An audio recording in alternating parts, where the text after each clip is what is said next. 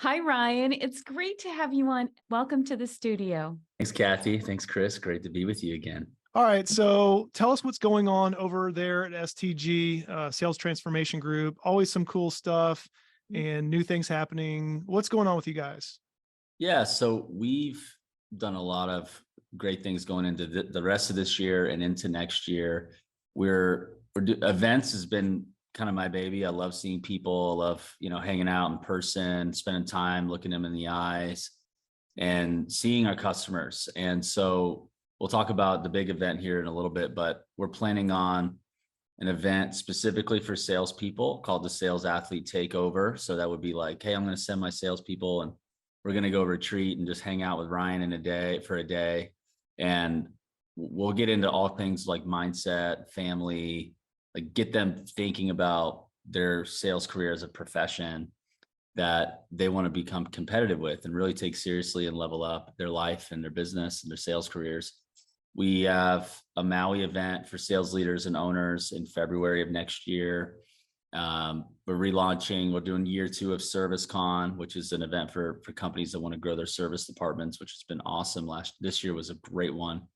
And we'll do a few other events, a Roof Warrior event, which is for residential roofing contractors and owners and sales leaders and their salespeople. So I love that. And we've also launched our podcast season 2 of Growth Minded Contractors. So we're excited for that launch. And we are launching into paving. So we have a product called Pavement Accelerator. We're excited to launch in paving. And then we're going to really retweak our programs to be a bit more industry specific. So that's on the product roadmap, just to bring more specificity to our clients because we have expertise to go deeper and add more value.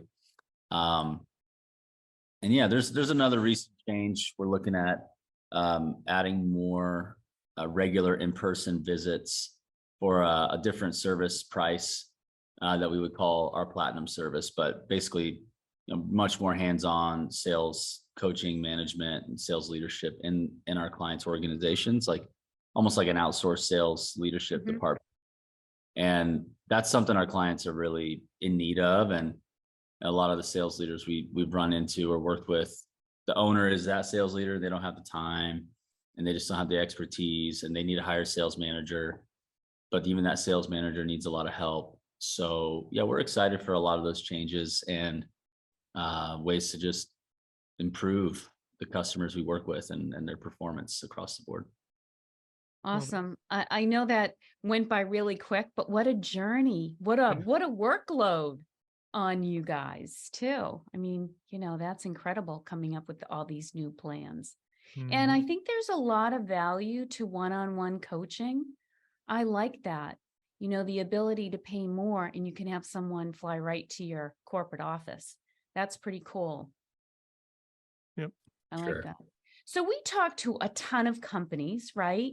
At EstimateRocket, we have several thousand. So, they always talk to us about, do you think it's time to expand our sales force? So what are some of the triggers that you can share with our EstimateRocket community of what are the signs that it's time you need to start hiring? Well, think about the spectrum of like getting a sale done. And you think about the spectrum from left to right. And you think about on this side, you have a direct sale. So they go door to door or they find that client and they take it from cold to sold, from contact to contract, right? They take that all the way.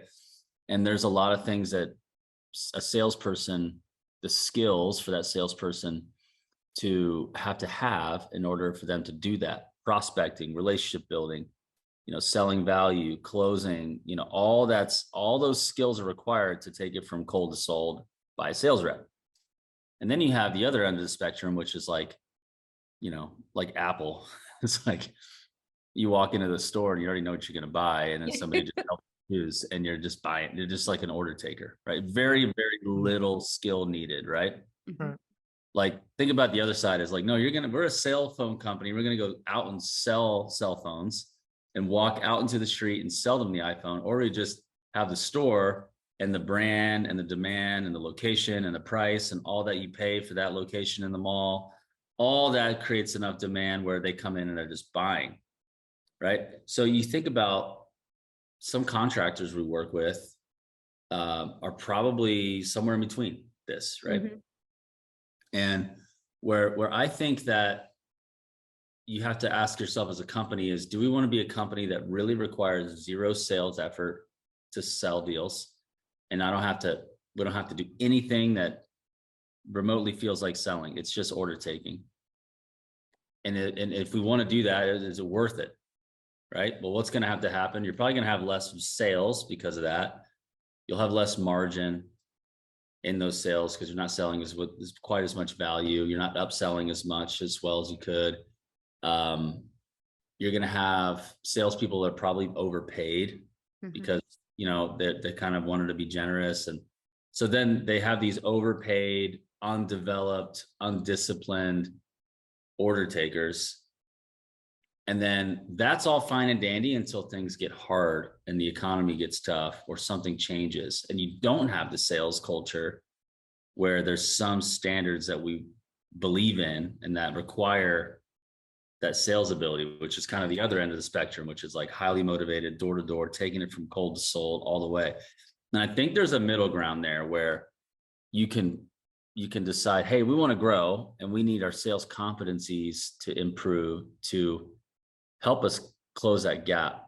Because if we're just relying on pure brand leads and essentially somebody who just takes an order, that's going to limit our growth. But you don't have to learn a whole lot. You just got to, and it probably will be profitable and the closing ratio will be high because you're just waiting for the phone to ring or waiting for something to happen. And I think that there's a really good balance in the middle there where you have a demand, you got a great brand, you got the sign on the right street, you know, on the right highway, you get enough eyeballs to see the brand. It looks great. Your trucks look great. You know, your reviews are good. It's all good. But you also have a salesperson who's trained and who's like a lethal weapon at the same time where they are assertive enough to try to take things to as far as they possibly can. That's moral and ethical for the betterment of the business and help you land more customers and, you know, do more things in the community. So I think there's a good balance in the middle and you got to ask yourself, where am I on the spectrum right now? Are we have a bunch of salespeople that can't sell anything and they're really struggling to even pay the bills? Or we have people who are drunk on leads and they have lead after lead after lead. And they don't even follow up after any lead. And there's just money being left on the table. What's the middle ground we want to be living in? And there's a sweet spot there. I want to find the people that are drunk on leads. And I usually find the people that are starving for leads. Everybody, well, I think it's also a symptom of wanting to grow and being very ambitious, that it's never enough to say, hey, this is what we have. We're in high demand. Everybody's coming. Like, I think at that point, you're like, okay, you want to build capacity to get to the next level. Like you're always playing the next level, always more sales, always more leads, maybe. That's what the next question actually I have for you has to do with, okay, do you feel like, I guess the preliminary would be, do you feel like the growing companies are looking less for the sale, what do you call order taking salespeople and more for the salesperson as educator, as persuader, you know, as connector, because that is the more advanced sort of salesperson. Do you feel like the growing companies are really needing more of those salesperson as educator? Yeah, the growing companies are sales organizations that happen to do XYZ contracting. That's the growing ones do, because they have they know that they know that they can't just coast their way based on purely environmental conditions. They're going to need to create and make things happen with the best of their abilities. And you can create a culture and a team environment and attract winners and high performers into your company when you have a vehicle to help them be successful, like a sales career. And I think that just with the way the business world is shaping in our industry, and it's becoming more professional. There's more technology adopted. There's better best practices.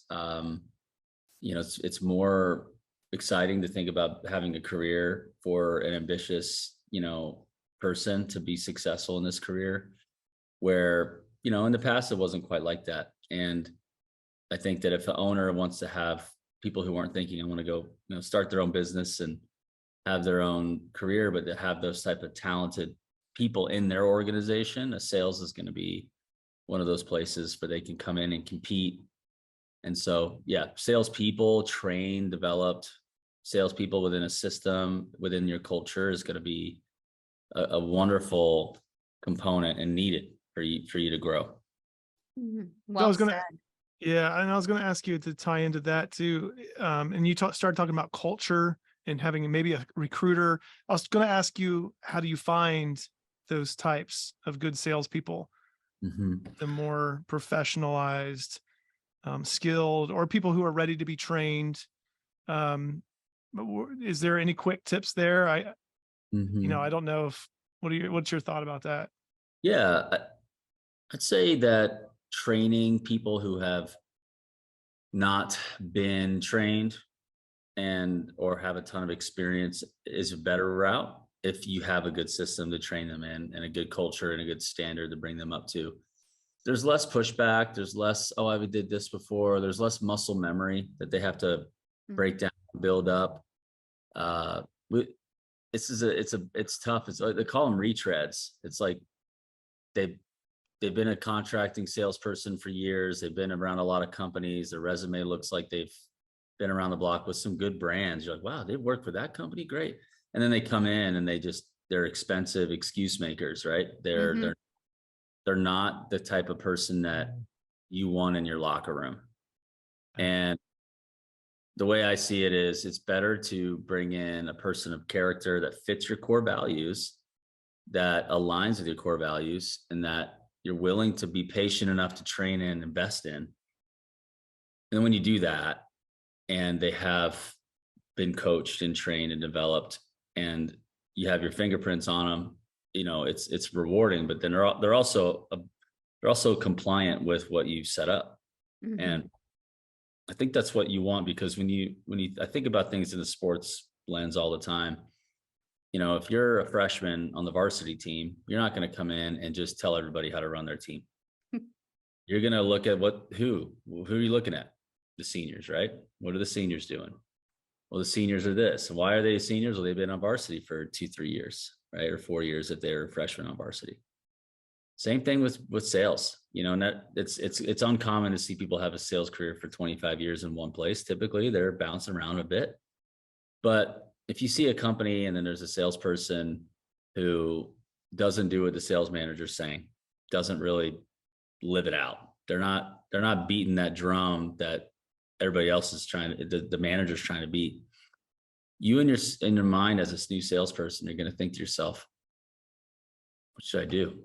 Should I do what the sales manager is asking me? Because if I do that, then I'm actually outshining the sales veteran who is being expressed as the leader of the team.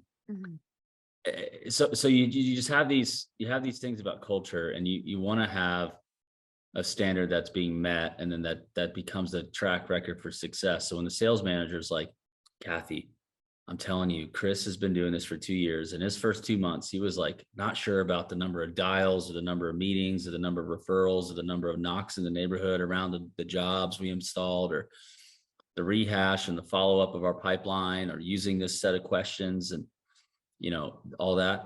But when he finally got out of his comfort zone and like leveled up, this is why he's one of the best in the company. This is why he's a top performer. Kathy's going to say, okay, I'm in because Chris did it. And I think that's going to speak volumes if that's how your organization is. If you can sustain that standard and that integrity within your company, that's what creates that long-term success. And it's going to help you attract and recruit and even retain good sales talent to keep their attention. Well, that was one of my next big questions is, you've developed this great sales team. How do you keep them? And I think I know what you're going to say, but I want to ask you that. Yeah, I think that one thing is the integrity, the standard being there, and keeping their attention, them knowing that you're serious.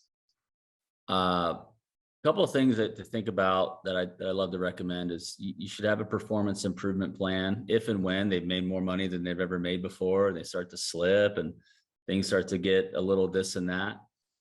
Be ready to have something that makes them realize that you're serious about them staying on track. So that would be basically some sort of a warning type document that says, hey, take a look at this. Here's what we need to do to get you back on track. Or there's a consequence. Maybe it's, you're no longer getting fed leads, right? Or maybe it's, you're going to have whatever it may be, right? So there's one thing. The other thing too would be, I think sales leaders, and this is something that, we help either coach you to do or do with you, but to really just keep the personal goals of that sales rep in mind, their why in mind, their numbers in mind, and meet with them monthly to review how they're doing on track and if they're off track, and really isolating the thing that's going to make them better. And I don't care if they're the greatest. You look at, I was watching the Netflix series that Peyton Manning put on, the quarterback. It's called Quarterback. I saw that. Yeah. So good. And well, because Tom and Kathy were watching Mahomes probably the whole time. Did you guys even tune in when his portion was over? They also have a documentary on Stephen Curry, which I loved as well. So you need love to that? watch I didn't see that one. I have to check it. Yeah. Watch it. It's great. Underdog or something like that. Yes. Highly recommend it. Oh, good. I saw that on Apple TVs, but I think I saw it. Okay. I'll check it out. I want to see that. So you think about it, like Kirk Cousins got like a mental trainer, like he's got like this thing that helps his brain stay active, because when you start to see a pattern, the same thing, your brain sleeps a little bit. So it's like finds this way to keep him alert so that he can focus and be alert at all times. And Pat Mahomes is working on one part of with his trainer. Some of it's just defense, right? Like they're just like recovering, just trying to they're not like growing an area of their game. They're just trying to stay healthy. And then there's other parts where they're like, hey, we need to work on the play and then work on this Pokemon play they made up in 1 week, or, the Pikachu play or the Santa Claus play. I mean, they make up these plays, but then there's also the physical fitness and the skills and like the jumping and the strength conditioning and the throwing and the core and the torso movements. So you think about whether you have a rookie who's making really blatant errors, or you have a Pat Mahomes on your team. What gets Pat Mahomes fired up is winning the championship and having the big goal in mind. And I think that as a leader, as an owner, you can't pay your salesperson, a $300 million contract, but you can put your salesperson in a position where they know what winning looks like outside of making money. And they know, and that's why we love what we do at STG so much, is we're having awards this year, like salesperson of the year and contractor of the year. And like, there's something outside of your pond where they may be a big fish in that pond, where they can be honored amongst an industry standard and peers that gets that sales professional thinking, I work really hard and I'm being recognized. And I think the best talent, the top performing talent, performs best when there's eyeballs on them. They love when there's multiple eyes. They know that someone's watching, and so they want to be a show off. They want to go crush. They want to do great. I'm that way. I'm better when there's more people watching me and evaluating me than when I'm not, because it helps me focus, because that's good accountability. So I think those are things that help retain, and you can do that and not be their best friend and everybody knows each other's everything about everybody's life. You don't have to be best friends with everybody. You could be if you want. And a lot of contracting sales teams have people who are considered best friends and family on their teams, but you can still create a culture where you're fostering and channeling what they're doing for the company, which is selling well, and lining that up with their personal goals, and then coaching them, making them better, and then keeping their attention beyond their paycheck with respects to what winning looks like outside of the pay. And those are some things that you can do to keep people's attention. I love the recognition part there because, and you kind of distinguished between recognizing somebody and say maybe patronizing or coddling them, or you don't, it's not necessarily an emotional thing. I mean, it can be, but if you have a process whereby people feel like I know when I've reached a certain goal, I've been recognized for it. It doesn't even have to be like a strict reward system or awarding. It could be, but recognition, making sure that's built in is so important because sometimes your business has highs and lows as a whole. I mean, we were talking about getting through economic difficulty. Brandon Lewis was on talking about that. Kathy and I had podcasts with him. Tom had done a series of 5 on managing uncertain times. Everybody goes through challenging economic times, whether it's an economic downturn or whether your company is just trying to find its next level. But I still think in the middle of all that, you could still do what you're talking about, which is having very clear goals, and very, very clear and intentional recognition of people and what their accomplishments have been, no matter how you're doing as a company overall. Obviously, we all want to win big as a company, but knowing you're winning big as an individual and people are looking, even when we're as a whole having a hard time. I think that's so important that never should be neglected. But unfortunately, I think it's probably neglected in a lot of companies because they get dragged down by if we're winning as a company or not. What's your thoughts on that, especially when it comes to salespeople that are motivated by recognition and revenue goals and, benchmarks and things like that? Yeah. I mean, 67% of salespeople we evaluate, they're motivated intrinsically, which means that they want to know how they're doing. They want to feel like they're doing a great job. They want to be challenged. They want to be developed. They want to grow. It's not just, hey, I'm working hard so that I can be a social media influencer and, walk in and out of a Lambo, like, or whatever, there's the extrinsic money motivator that's all they care about. And there's the, hey, I want to know how I'm doing and I want to be the best that I can be. And I want to be number one. Yeah. 2/3 of people are more bent toward, they want to be successful and they want to feel that they're being recognized and challenged to be better. And that's something that's recognized. So. Yeah. It's an important message, especially for sales teams. I mean, Kathy, your thoughts on this being the sales director at EstimateRocket? I mean, what do you think? Oh, I love hearing all this because it's so important to have skills and talents, because as the world and the economy ebbs and flows, you need to be able to pivot really quickly with your skill set to still keep at a certain level closing deals.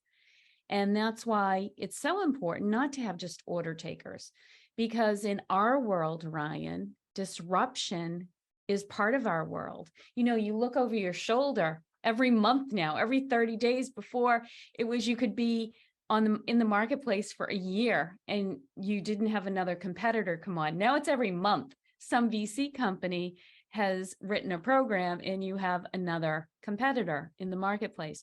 So having a certain sharpness to your skill set makes it easy to overcome obstacles and pivot when needed.